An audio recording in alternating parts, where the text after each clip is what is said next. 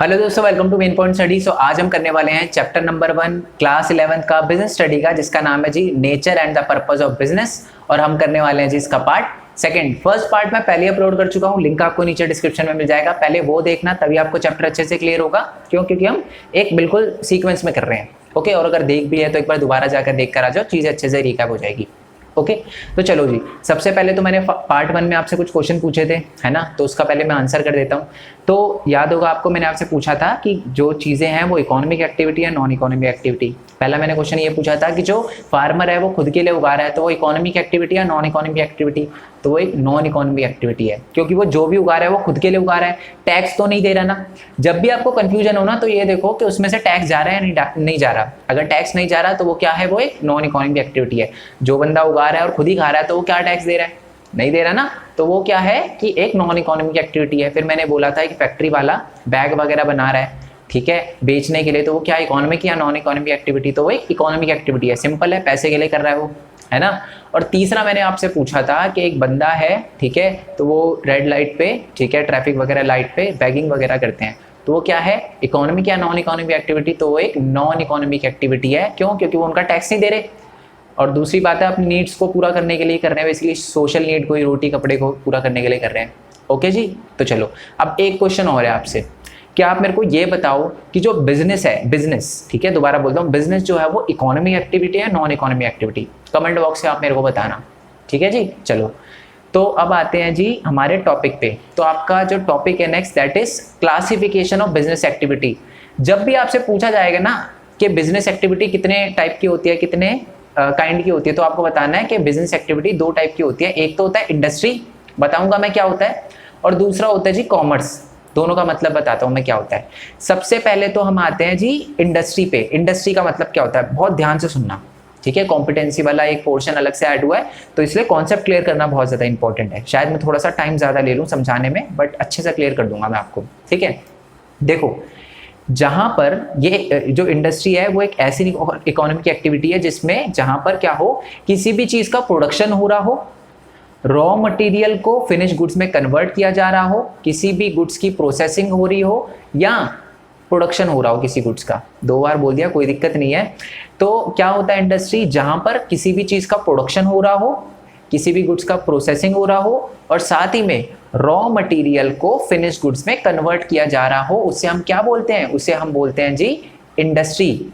मेरे कहने का मतलब क्या है, बैग है एक, मान लो एक फैक्ट्री है जहां बैग बनता है धागों वगैरह से, तो क्या हो रहा है, धागों वगैरह से बैग अगर बन रहा है तो वो भी इंडस्ट्री में आएगा, नहीं आएगा? हम रॉ मटेरियल से फिनिश गुड्स में, यानी बैग में, धागे से बैग में उसको कन्वर्ट कर रहे हैं, तो वो भी आपका इंडस्ट्री में आएगा।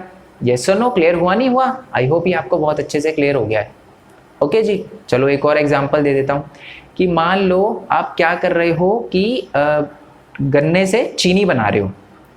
तो गन्ना क्या है, रॉ मटेरियल, आप उसको किस में कन्वर्ट कर रहे हो? चीनी में। तो इसमें प्रोसेसिंग भी हो रही है गुड्स की, मतलब गन्ने की आप प्रोसेसिंग करके कर रहे हो, और साथ में आप एक नया प्रोडक्ट भी बना रहे हो, दैट इज चीनी, ठीक है। रॉ मटेरियल को एक फिनिश गुड्स में कन्वर्ट कर दिया, दैट इज चीनी। तो वो क्या है, किस में आएगा? वो आएगा आपका इंडस्ट्री में। यस और नो? प्रॉब्लम अच्छे से क्लियर हो गई, नहीं हो गई? ओके जी।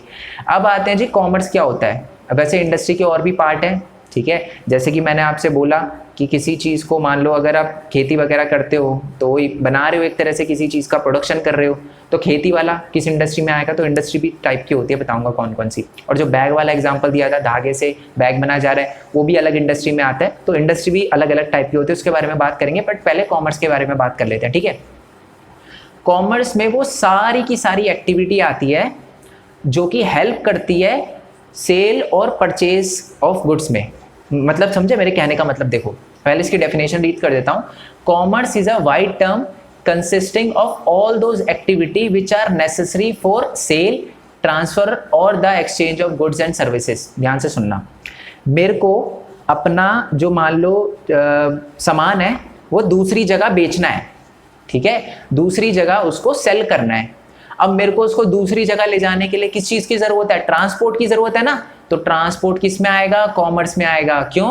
क्योंकि ट्रांसपोर्ट जो है सेल और परचेज के लिए इंपॉर्टेंट है। क्लियर हुआ नहीं हुआ? आई होप ये आपको क्लियर हो गया हो। मार्केट बहुत ज्यादा इंपॉर्टेंट है, क्योंकि मार्केट के अंदर ही क्या होता है, चीजें खरीदी और बेची जाती है। सेल और परचेज में हमारी मार्केट बहुत अहम भूमिका, बहुत इंपॉर्टेंट रोल निभाती है। तो इसलिए मार्केट क्या है, वो भी किस में आएगा, वो आएगा अपना कॉमर्स में। ओके जी, आई होप ये आपको क्लियर हो गया और डेफिनेशन अच्छे से क्लियर हो गई हो।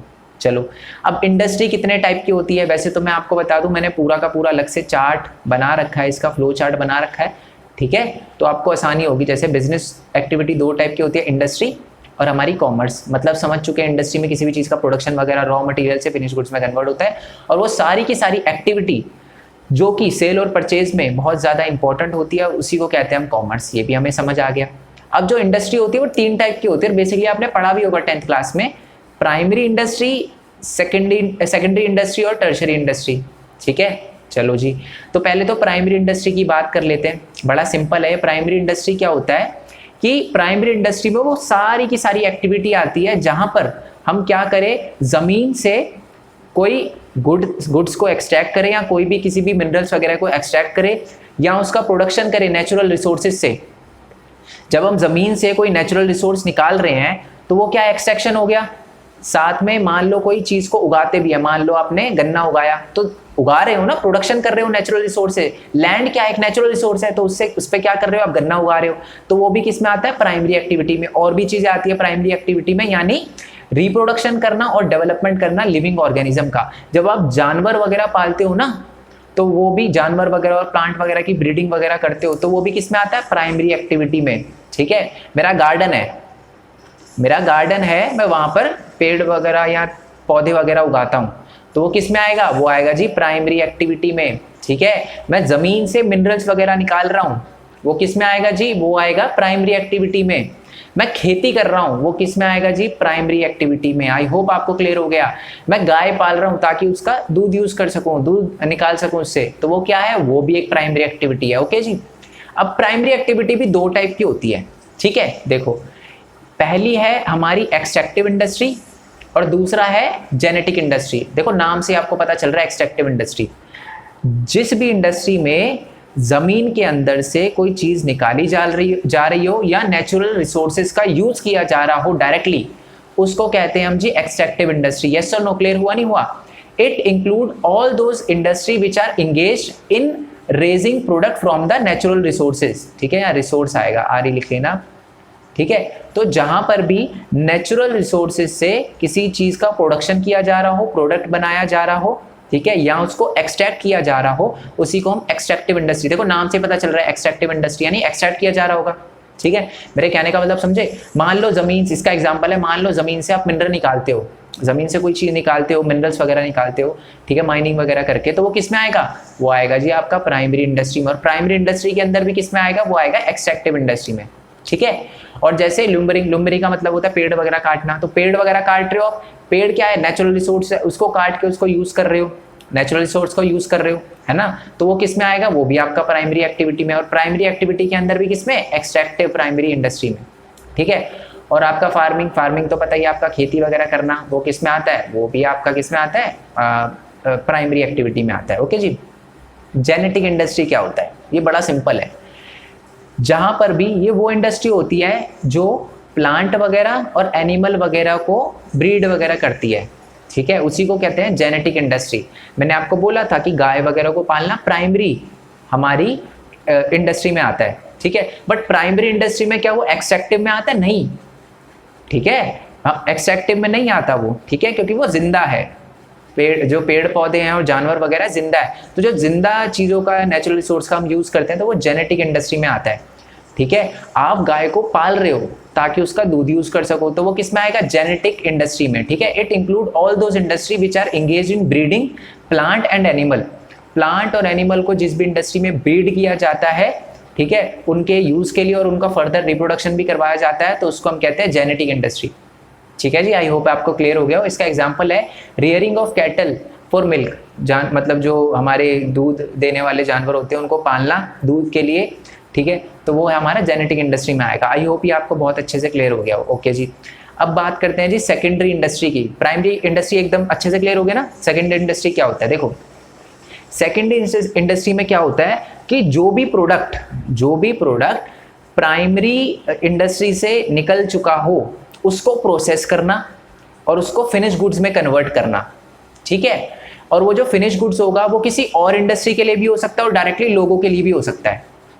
मैं समझाता हूँ आपको इसका मतलब क्या है। देखो, मान लो मैंने जमीन से आयरन निकाला, वो किस में आया? प्राइमरी एक्टिविटी में, एक्सट्रैक्टिव प्राइमरी इंडस्ट्री में आया। ठीक है, मैंने जमीन से लोहा वगैरह निकाला, उसको मैंने एक सेकेंडरी इंडस्ट्री में भेजा जहां पर उन्होंने उस लोहे को कन्वर्ट करके बर्तन बनाए।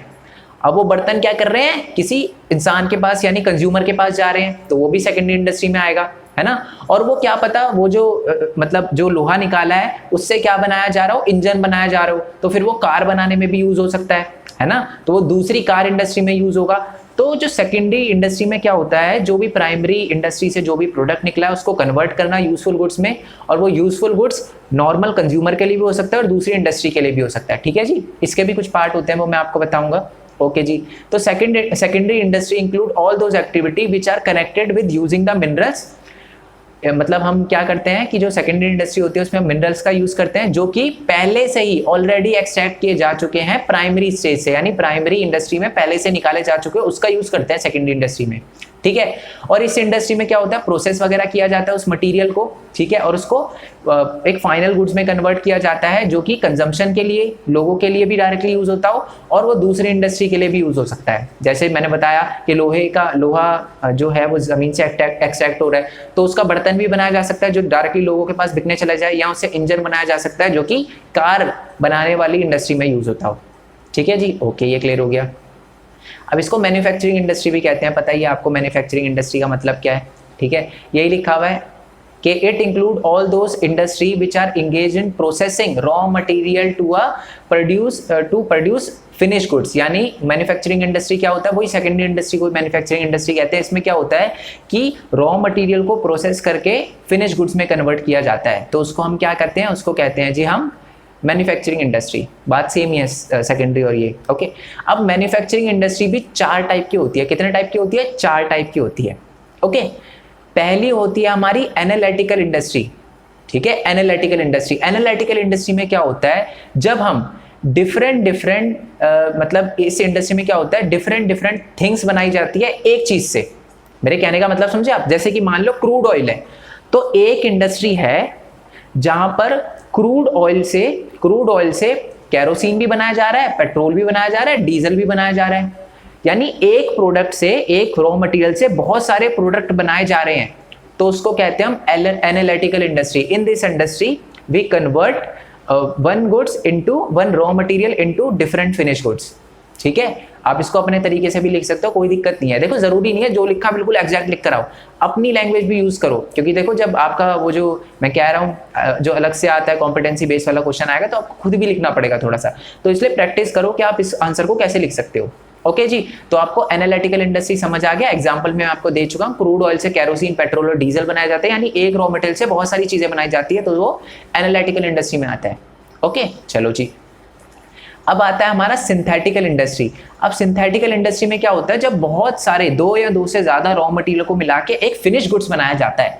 ठीक है, एनालिटिकल में क्या था? एक ही चीज से बहुत सारी चीजें बनाई जाती है, बट इसमें क्या है? सिंथेटिकल में इसमें बहुत सारे रॉ मटेरियल से एक चीज बनाई जाती है। जैसे कि एग्जांपल देता हूं, पेंट बनाने के लिए बहुत सारे रॉ मटेरियल का यूज होता है, अलग अलग तरह के केमिकल का यूज होता है, फिर जाकर पेंट बनता है। और जैसे सीमेंट बनाने में भी बहुत सारे अलग अलग प्रोडक्ट का रॉ मटेरियल का यूज होता है और फिर सीमेंट बनाया जाता है। तो जिस भी इंडस्ट्री में ये काम होता है ना, उसको हम सिंथेटिकल इंडस्ट्री कहते हैं।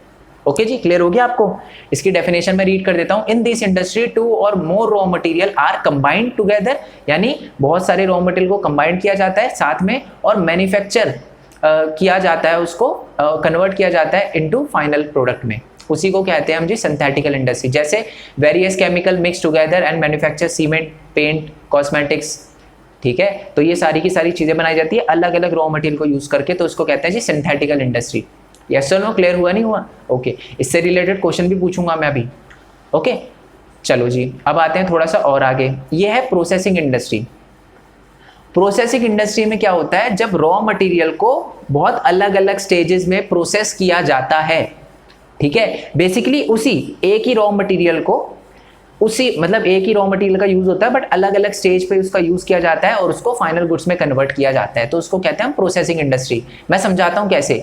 मान लो आपके पास गन्ना है, ठीक है, आपने उस गन्ने को ही बार बार प्रोसेस करके क्या किया, उसको चीनी में कन्वर्ट कर दिया, अलग अलग तरह से प्रोसेस किया और उसको चीनी में कन्वर्ट कर दिया, तो वो आपका प्रोसेसिंग इंडस्ट्री में आएगा। एक और एग्जांपल देता हूं, जो लकड़ी से आपने कागज बनाया तो कुछ अलग चीज उसमें इंक्लूड नहीं करी उसमें, बट उसी को बार बार प्रोसेस करके उसको कागज में कन्वर्ट कर दिया, तो वो किस में आएगा, प्रोसेसिंग इंडस्ट्री में।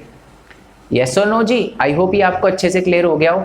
इसमें क्या होता है, in this industry a product passes through various stage to become a final product. इसमें बहुत सारे स्टेजेस आते हैं, रॉ मटेरियल को फाइनल गुड्स में कन्वर्ट करने के बीच में बहुत सारे स्टेजेस आते हैं, ठीक है। और इसमें एक रॉ मटेरियल यूज होता है बेसिकली, ठीक है, ज्यादा रॉ मटेरियल यूज नहीं होते, एक ही रॉ मटेरियल यूज होता है और एक ही तरह का प्रोडक्ट बनाया जाता है, ठीक है। सिंथेटिकल में बहुत सारे रॉ मटेरियल यूज होते थे और एक प्रोडक्ट बनाया जाता था। एनालिटिकल में एक रॉ मटेरियल यूज होता था, बहुत सारे प्रोडक्ट बनाए जाते थे, बट इसमें एक ही रॉ मटेरियल है और एक ही फिनिश गुड्स बनता है, बट इसमें बहुत सारे स्टेजेस होते हैं। यस और नो, क्लियर हुआ नहीं हुआ? आई होप आपको अच्छे से क्लियर हो गया। ओके जी, अब बात करते हैं जी असेंबलिंग इंडस्ट्री। ये बड़ा आसान है। इसमें क्या होता है, कुछ बनाया नहीं जाता, बट इसमें अलग अलग प्रोडक्ट को साथ में लाके असेंबल किया जाता है। सिंपल, जैसे कि हम कंप्यूटर देखते हैं, कंप्यूटर इंडस्ट्री, ठीक है, कंप्यूटर तो क्या जहां पर कंप्यूटर बनता है वहां पर क्या हर चीज बनाई जाती है? डेस्कटॉप मतलब उसका लकड़ी का वो मतलब जो उसका बाहर का फ्रेम होता है वो भी बनाया जाता है, कांच भी बनाया जाता है, मदरबोर्ड नहीं। जो कंप्यूटर इंडस्ट्री होती है ना, उसमें क्या होता है, सारी के सारे अलग अलग प्रोडक्ट को लाया जाता है और असेंबल करके कंप्यूटर बनाया जाता है। Same goes for automobile industry. क्या जो हमारी कार बनाने वाली इंडस्ट्री है वहीं पर इंजन बनता है? नो। क्या वहीं पर बॉडी बनती है? नहीं, वहां पर सिर्फ इकट्ठा करके उसको एक शेप में लाया जाता है, ठीक है जी। आई होप ये आपको समझ आ गया हो। तो असेंबल जहां पर किया जाता है ना, उसको असेंबलिंग इंडस्ट्री कहते हैं और ज्यादातर ये कार ऑटोमोबाइल इंडस्ट्री में होता है, ठीक है। वॉच इंडस्ट्री भी यही है और कंप्यूटर इंडस्ट्री भी यही है। आई होप आपको क्लियर हो गया। ओके जी, चलो रीड कर देता हूं इसकी definition. In this industry different component are assembled to make new product, उसको कहते हैं हम जी असेंबलिंग इंडस्ट्री। ओके, नेक्स्ट है जी कंस्ट्रक्शन इंडस्ट्री। इसमें क्या होता है कि हम रॉ मटेरियल का यूज करते हैं इंफ्रास्ट्रक्चर बिल्ड करने के लिए, ब्रिज बिल्ड करने के लिए, डैम बिल्ड करने के लिए, कैनल बिल्ड करने के लिए, रोड बिल्ड करने के लिए, तो इसको कहते हैं हम कंस्ट्रक्शन इंडस्ट्री। नाम से ही पता चल रहा है, जब हम सीमेंट वगैरह का और कंक्रीट वगैरह का यूज करके, ये रॉ मटेरियल हो गया एक तरह से, इसका यूज करके जब हम डैम वगैरह बनाते हैं, इंफ्रास्ट्रक्चर वगैरह बनाते हैं, रोड वगैरह बनाते हैं, कैनल्स वगैरह बनाते हैं, तो उसको कहते हैं हम कंस्ट्रक्शन इंडस्ट्री, ठीक है जी। अब मेरा क्वेश्चन सुनो, एक कार इंडस्ट्री है तो वो इन चारों में से किस में आएगा? वो क्या एनालिटिकल में आएगा, सिंथेटिकल में आएगा, प्रोसेसिंग में आएगा, असेंबली में आएगा और कंस्ट्रक्शन में आएगा। बेसिकली 5 है, मैंने 4 बोला था, सॉरी 5 है इसके पार्ट, ठीक है जी। आई होप ये आपको अच्छे से क्लियर हो गया हो। ओके, और ये बताओ मेरे को कि रोड बनाना कौन सी इंडस्ट्री में आता है? सेकेंडरी में तो आता ही है, सेकेंडरी के अंदर भी जो 5 पार्ट है उसमें से किस में आता है? आई होप ये भी आपको बहुत अच्छे से क्लियर हो गया हो। ओके, अब आते हैं जी टर्शरी सेक्टर या टर्शरी इंडस्ट्री। अब है ना, बच्चे यहाँ पर कंफ्यूज होंगे तो थोड़ा अच्छे से समझना मेरी बात। Tertiary industry include all those activity which are concerned with providing support service to the primary and secondary industry, और इसको सर्विस इंडस्ट्री भी बोला जाता है। और इसका एग्जाम्पल है जी ट्रांसपोर्ट। अब आप बोलोगे सर यार ये तो ऐसे कैसे कर रहे हो आप, कॉमर्स का भी तो एग्जाम्पल ट्रांसपोर्ट था और इसका भी एग्जाम्पल ट्रांसपोर्ट, ऐसे कैसे? अब ध्यान से सुनना मेरी बात। कॉमर्स में क्या होता है, ये सेल और परचेज को सपोर्ट करता है। मेरे कहने का मतलब, एक गुड्स को दूसरी जगह बेचने के लिए जब आप लेकर जा रहे हो तो वो आएगा कॉमर्स में। बट अगर आप क्या कर रहे हो, प्राइमरी सेक्टर, मतलब मान लो खेतों से गन्ना लेकर जब आप उसको फैक्ट्री में लेकर जा रहे हो, तो यानी आप प्राइमरी सेक्टर को सपोर्ट कर रहे हो और सेकेंडरी सेक्टर को सपोर्ट कर रहे हो। आप कोई चीज एक तरह से सेल और परचेज तो नहीं हो रहा ना, यहाँ पर तो प्रोसेस किया जा रहा है।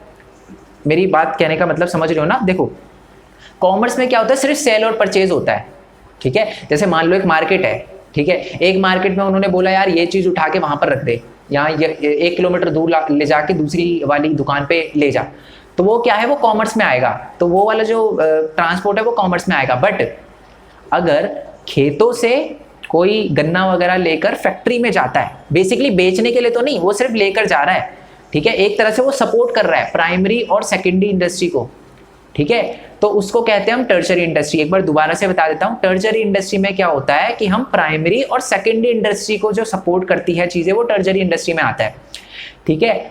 और जब क्या कहते हैं, ये ट्रांसपोर्ट वगैरह सेल और परचेज को सपोर्ट करता है, सिर्फ सेल और परचेज को, प्रोडक्शन को सपोर्ट नहीं करता ना, प्राइमरी और सेकेंडरी सेक्टर को, सिर्फ सेल और परचेज को सपोर्ट करता है, तो उसको कहते हैं हम कॉमर्स, वो कॉमर्स के अंदर आता है। ठीक है जी, आई होप आपको ये अच्छे से क्लियर हो गया हो। अभी भी कोई डाउट है तो बता देना मेरे को कमेंट बॉक्स में, मैं और अच्छे से एक्सप्लेन कर दूंगा। ठीक है, पर फिर भी मैं एक बार दोबारा एक्सप्लेन कर देता हूँ यार। ठीक है, आपके दिमाग में कोई कंफ्यूजन नहीं रहनी चाहिए, तो बड़े ध्यान से सुनना। देखो मान लो मेरी है ना, मेरा गन्ने का खेत है और मेरी गन्ने की ही फैक्ट्री है। ध्यान से सुना, मैं गन्ने से चीनी भी बनाता हूँ और मैं गन्ना भी उगाता हूँ। ठीक है, तो मैंने क्या किया, अपने खेत से अपनी फैक्ट्री में ले जाने के लिए एक बंदे को, ट्रांसपोर्ट वाले को बुलाया कि यार ये यहाँ पर ले जा। ठीक है, तो वो किसको जो ट्रांसपोर्ट है वो किसको सपोर्ट कर रहा है, वो प्राइमरी और सेकेंडरी को सपोर्ट कर रहा है। क्या मैं बेच रहा हूँ कोई चीज? नहीं, मैं तो अपनी फैक्ट्री में ले जा रहा हूँ, कोई बेच तो नहीं रहा ना, ट्रांसफर नहीं कर रहा किसी चीज का, या बेच वगैरह नहीं रहा, एक्सचेंज नहीं कर रहा गुड्स वगैरह का, मैं तो भेज रहा हूँ बस प्राइमरी। तो ये आता है, तो अगर ऐसा ट्रांसपोर्ट होगा तो वो आएगा टर्जरी इंडस्ट्री में। ठीक है जी, अब दूसरी तरफ देखो, मान लो कि मैं अपना जो प्रोडक्ट है, ठीक है, वो दूसरी जगह भेज रहा हूँ। जैसे कि मैं आपको एग्जांपल देता हूँ, मान लो अमेजोन है, अमेजोन क्या करता है, आपका प्रोडक्ट उठाता है और दूसरी जगह, मतलब मान लो आप एक मतलब दुकान वाले हो, आपने अपना प्रोडक्ट अमेजोन पर डाला, किसी ने वहां से खरीदा, तो अमेजोन वाले आपका गुड्स उठाएंगे, आपका प्रोडक्ट उठाएंगे और उस कंज्यूमर को देंगे।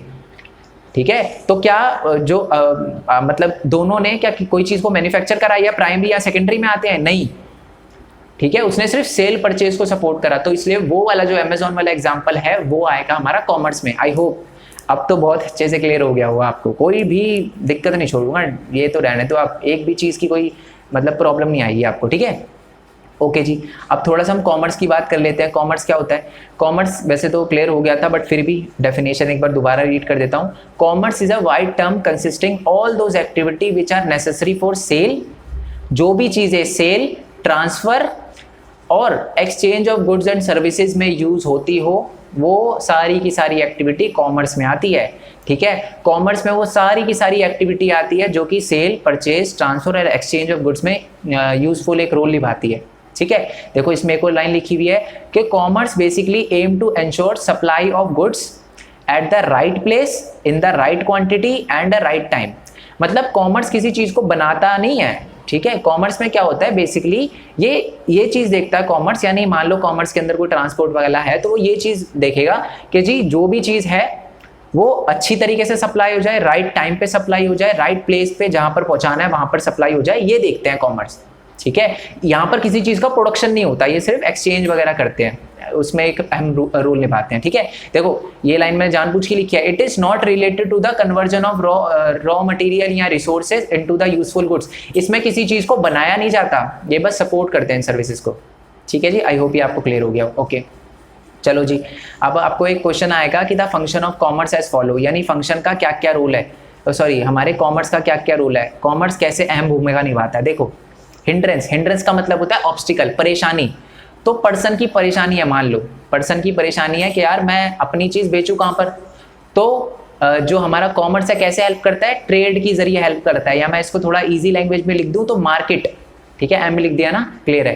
तो अगर मान लो मेरे को दिक्कत है यार, मैंने जो चीज बनाई वो बेचूंगा कहां पर, ठीक है, तो कॉमर्स मेरी चीजें बेचने में हेल्प करेगा, सेल में हेल्प करेगा। कैसे? मेरी चीज को मार्केट तक ले जाके, ठीक है, या मार्केट वगैरह बना के।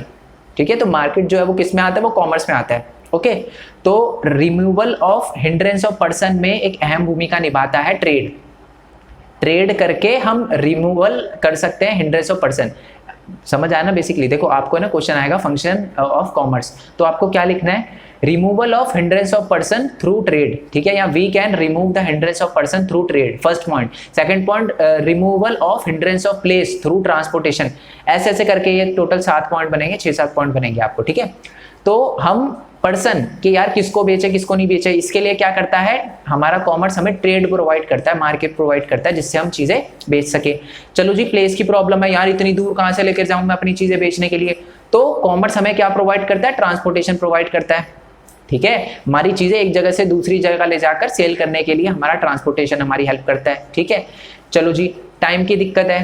टाइम की दिक्कत का मतलब क्या है, अब देखो टाइम की दिक्कत, अब यहीं पर बच्चों को प्रॉब्लम आती है। टाइम की दिक्कत का क्या मतलब है, मान लो मेरा जो प्रोडक्ट है ठीक है।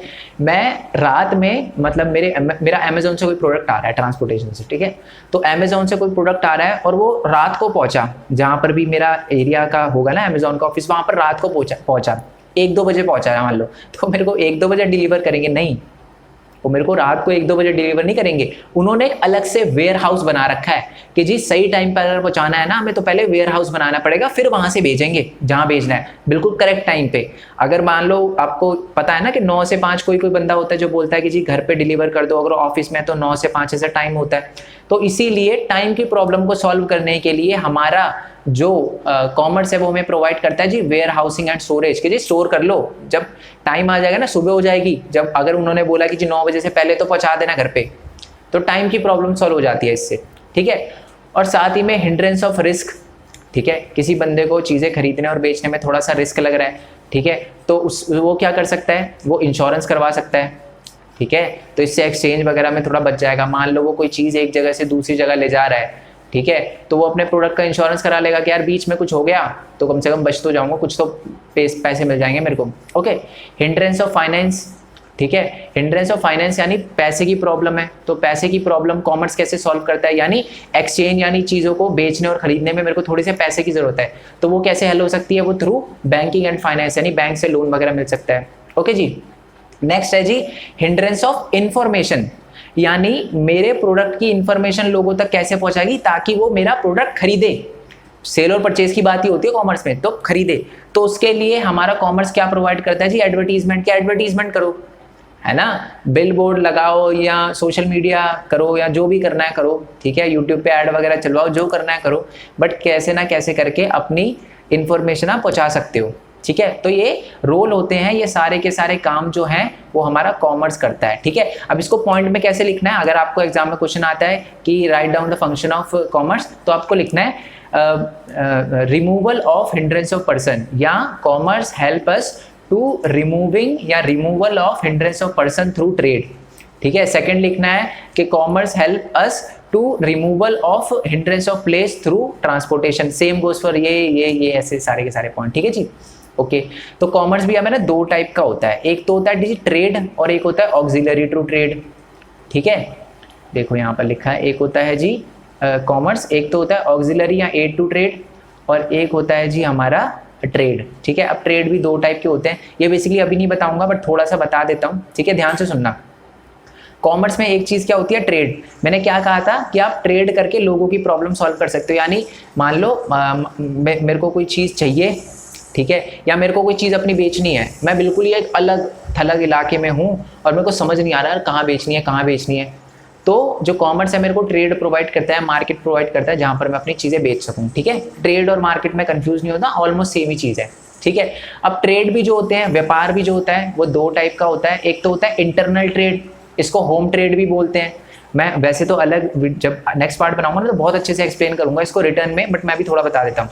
जब आप अपनी कंट्री के अंदर ही चीज़ें खरीद रहे हो, एक जगह से दूसरी जगह बेच रहे हो, तो उसको कहते हैं जी इंटरनल ट्रेड। जब आप एक कंट्री से दूसरी कंट्री में चीज़ें बेच रहे हो या खरीद रहे हो, तो वो होता है एक्सटर्नल ट्रेड, ठीक है। इंटरनल ट्रेड भी 2 टाइप का होता है, होलसेल ट्रेड और रिटेलर ट्रेड। और जो एक्सटर्नल ट्रेड होता है वो 3 टाइप का होता है, इम्पोर्ट ट्रेड, एक्सपोर्ट ट्रेड और इंटरपोर्ट ट्रेड। सबसे पहले तो होलसेल ट्रेड की बात करते हैं। जब आप ये इंटरनल ट्रेड के अंदर आता है, तो जब आप अपनी ही कंट्री के अंदर एक जगह से दूसरी जगह कोई चीज़ सेल या परचेज करते हो बड़ी क्वांटिटी में, क्योंकि होलसेल ट्रेड जो होता है बड़ी क्वांटिटी में, होलसेल का मतलब ही होता है, कोई बोलता है ना जी होलसेल मार्केट है, यानी 1-2 चीज़ें नहीं खरीद सकते, बड़ी क्वांटिटी में खरीदना पड़ेगा। तो होलसेल ट्रेड क्या होता है, जब आप अपनी कंट्री के अंदर ही एक जगह से दूसरी जगह चीज़ें बेच रहे हो या खरीद रहे हो लार्ज क्वांटिटी में, तो उसको कहते हैं होलसेल ट्रेड। और जब आप अपनी ही कंट्री के अंदर चीज़ें बेच रहे हो खरीद रहे हो स्मॉल क्वांटिटी में, तो उसे रिटेल ट्रेड बोलते हैं, ठीक है। इंटरनल ट्रेड में क्या होता है, एक्सटर्नल ट्रेड में क्या होता है, पहला होता है इंपोर्ट ट्रेड, यानी आप दूसरी कंट्री से कोई चीज़ परचेज कर रहे हो तो वो आएगा आपका इंपोर्ट ट्रेड। जब आप दूसरी कंट्री में कोई चीज़ भेज रहे हो, इसमें देखो इंटरनल था, अपनी कंट्री में करते थे आप, बट इसमें क्या है, जब आप दूसरी कंट्री में कोई चीज़ भेज रहे हो, एक्सपोर्ट कर रहे हो, तो वो आपका एक्सपोर्ट ट्रेड। और एक है इंटरपोर्ट ट्रेड। इंटरपोर्ट ट्रेड का मतलब है जब आप दूसरी कंट्री से कोई चीज मंगवा रहे हो ताकि किसी और कंट्री में भेज सको। जैसे कि मैंने यूरोप से कोई चीज मंगवाई, जैसे इंडियन गवर्नमेंट यूरोप से कोई चीज मंगवाती है ताकि नेपाल को दे सके, नेपाल के लोगों को दे सके, तो वो होता है हमारा इंटरपोर्ट ट्रेड। ठीक है, इंटरपोर्ट ट्रेड, ये आई होप ये आपको अच्छे से क्लियर हो गया। और इंडिया करता भी ऐसा है, मैक्सिमम यूरोप मतलब डायरेक्टली है ना, मतलब प्राइस जो होता है बहुत ज़्यादा बढ़ जाता है नेपाल के लोगों के लिए अगर वो डायरेक्टली यूरोप से खरीदेंगे, क्योंकि उनके पास इतनी सर्विसेज वगैरह भी नहीं है। ठीक है, इतना बड़ा पोर्ट वगैरह है, सारी की सारी चीज़ें नहीं है, तो हम यूरोप से मंगवाते हैं क्योंकि हमारा पोर्ट का रास्ता है, थोड़ा सस्ता पड़ जाता है, और फिर उसको नेपाल में भेजते हैं। ठीक है, जिससे उनकी भी हेल्प हो जाती है। Okay ji, so I hope आपको ये वीडियो अच्छी लगी हो। ठीक है, मैंने जैसे बोला मैं ये वाला जो है वो करवा दूंगा, अलग से वीडियो वगैरह बना दूंगा इसकी। ठीक है, तो अगर वीडियो अच्छी लगी हो तो दोस्त लाइक करना, सारे कॉन्सेप्ट अगर अच्छे से क्लियर हो तो वीडियो को शेयर भी करना, दूसरों तक भी पहुंचनी चाहिए। मेरा जो मेन मोटिव ये है कि आपको नोट्स तो प्रोवाइड करूँ, साथ में बेस्ट एक्सप्लेनेशन दूं, जिससे आपको एग्जाम में कोई दिक्कत ना हो। क्योंकि इस बार दोस्त कॉम्पिटेंसी एप्टीट्यूड है ना, आपको बहुत तगड़ी तरीके से लेकर जाएगा अगर आपने कॉन्सेप्ट समझा नहीं। तो आई होप मैं आपको बहुत अच्छे से समझा पाया हूँ। ठीक है, तो जैसे आपने 10th में सपोर्ट किया वैसे 11th में करना। पहले तो थैंक यू सो मच जितना भी आपने सपोर्ट किया 10th में। ठीक है, तो जितना हो सके इस वीडियो को शेयर करना। टारगेट है कि 100K हो, देखते हैं हो पाते नहीं हो पाते। ठीक है, तो सबसे पहले तो यार मैं आपको बता दूं कि इसके जो नोट्स हैं एक बार चैप्टर ख़त्म हो जाए तो मैं टेलीग्राम पर डाल दूंगा, और है ना मेरा इंस्टाग्राम पेज जो है, मेरा मतलब मेन पॉइंट स्टडी का इंस्टाग्राम पेज जो है वहाँ पर चले जाना। वहाँ पर आपको सारे के सारे अपडेट मिल जाएंगे। कुछ बच्चे पूछते हैं सर सेकंड पार्ट कब अपलोड करोगे, थर्ड पार्ट कब अपलोड करोगे, ये कब करोगे, तो वो सारी की सारी चीज़ें आपको वहाँ पता चल जाएगी। तो इसलिए उस चैनल को क्या करना, मतलब उस पेज को आप फॉलो वगैरह कर लेना। आप चाहो तो मेरे को भी कर सकते हो, ऐसा कुछ कंपलसरी नहीं है। अगर नहीं भी करना चाहो या बाद में करना चाहो तो कोई भी दिक्कत नहीं है, आराम से कर लेना, या ना भी करो तो कोई दिक्कत नहीं है। ठीक है, और साथ ही में मैं आपको बता दूं कि यार मैंने एक दूसरा चैनल भी बनाया मेन पॉइंट टेक करके, अर्निंग से रिलेटेड बताता हूं, क्योंकि 11th में आ गए हो आप, अर्निंग से रिलेटेड जानना भी, फाइनेंशियल नॉलेज गेन करना भी बहुत ज़्यादा इंपॉर्टेंट है। तो उस चैनल को सब्सक्राइब कर लेना, और वीडियो वगैरह दे रखी हो तो पूरी लिखना उस वीडियो को, ऐसे नहीं कि आपने देखी सिर्फ, उसको समझना ज़्यादा इंपॉर्टेंट है, देखना इंपॉर्टेंट नहीं। अर्निंग वगैरह के बारे में बता चुका हूँ, अपनी यूट्यूब अर्निंग के बारे में, और भी बहुत सारी चीज़ें मैं वहाँ पर बता चुका हूँ, प्लेटफॉर्म के बारे में बता चुका हूँ। साथ में मेन पॉइंट गेमिंग का चैनल है, अगर थोड़ा टाइम मिले गेमिंग वगैरह का तो वहाँ पर आ जाना, देखते हैं आप कितने बड़े गेमर हो। और साथ में एक भरत करके, मतलब भरत के ब्लॉग करके एक ब्लॉगिंग चैनल होगा, उसको सब्सक्राइब कर लेना, और एक यूनिक वर्ल्ड करके होगा, उसको भी सब्सक्राइब कर लेना। ठीक है, बाकी अगर कोई भी दिक्कत हो अभी भी, वैसे इसका पार्ट रहता है, ऐसे नहीं है चैप्टर खत्म हो गया, रहता है इसका पार्ट, तो वो हम करेंगे नेक्स्ट पार्ट में। अगर अभी भी कोई दिक्कत है तो मेरे को नीचे कमेंट बॉक्स में बता देना। ठीक है, बाकी नेक्स्ट वीडियो के लिए स्टे ट्यून, तब तक के लिए थैंक यू सो मच। जय हिंद, जय भारत, वंदे मातरम। Thanks for your support, bye bye.